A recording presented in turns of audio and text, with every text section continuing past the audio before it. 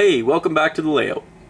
This video is going to be a review and test of the Athearn Genesis HO scale GP40-2. The model we're going to be looking at today is the 4654 XBM unit. So this is a Canadian Pacific repaint. The model came factory equipped with DCC and Soundtraxx Tsunami II sound. So the first thing we'll do is take one of these out of the box and see what's included with this model.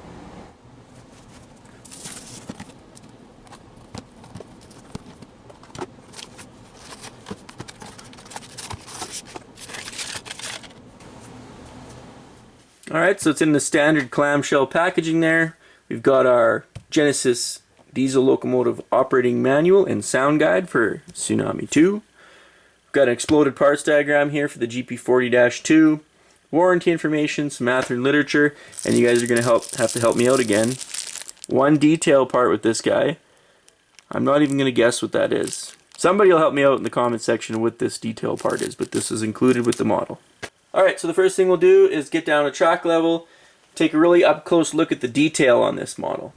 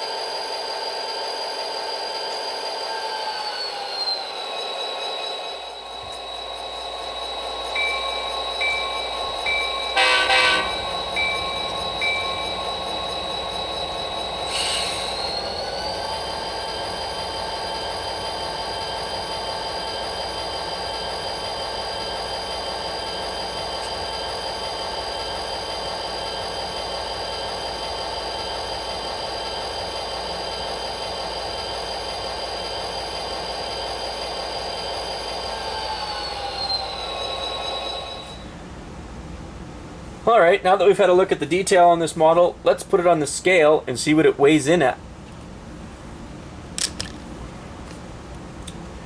391 grams for our Imperial friends, 13.8 ounces.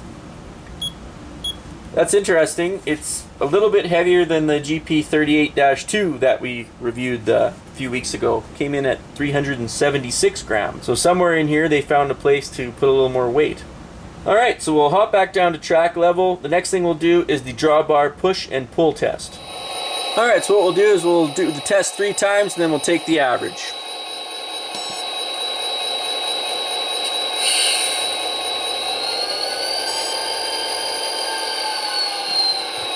$70 grams.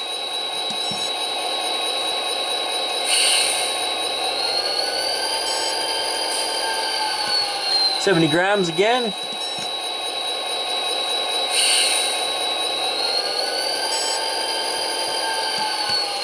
and 70 grams. So that's 2.46 ounces. So we'll flip it around and we'll see what the push capabilities are.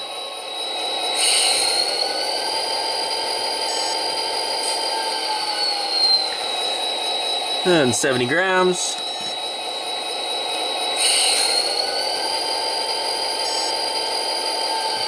Another 70.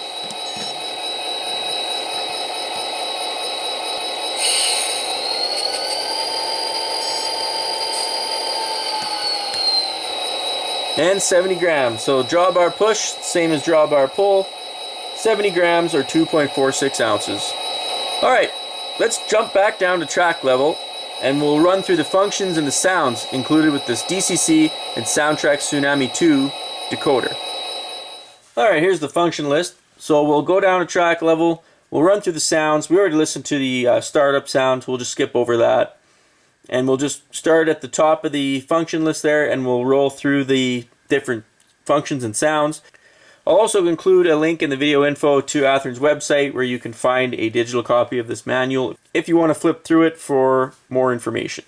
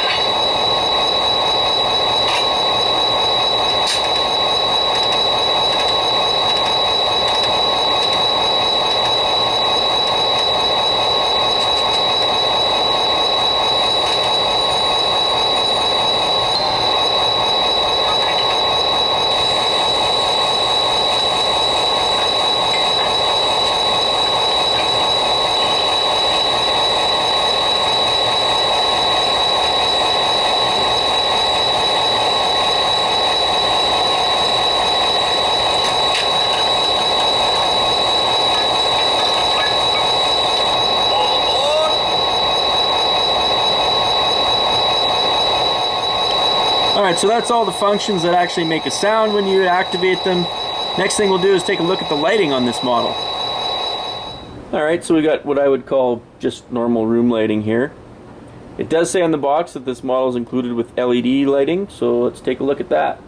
So function 0 is our headlight,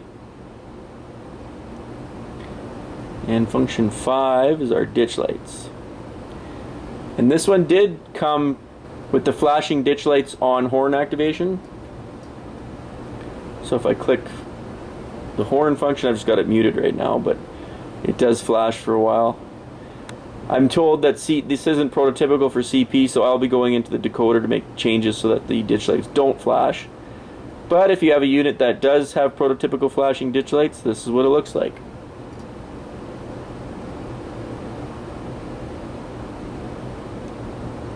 And this lighting is nice in person. It's like perfect color, nice sunny white, nice and bright, and all the lights are kind of even brightness, which is nice to see as well. Okay, we'll flip it around and take a look at the rear lighting. Alright, so we got to be in reverse, and function 0 will be our headlights. Those are nice and bright, and we've actually got rear ditch lights here.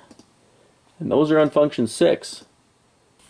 So it's interesting, those rear ditch lights are they're on a different function. So the front are function 5 and the rear are function 6.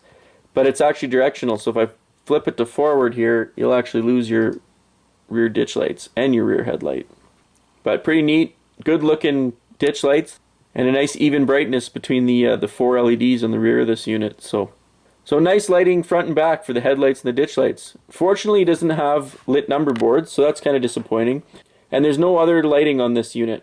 Alright, so the last thing we'll do is put this back on the diorama, and we'll take one last look at the roster shot of this Athearn Genesis GP40-2. Alright, so that'll wrap up this review and test. Just like all the other videos, check out the video information below for a full breakdown of this model, where to buy it, including the standardized scoring method and the total score for this model.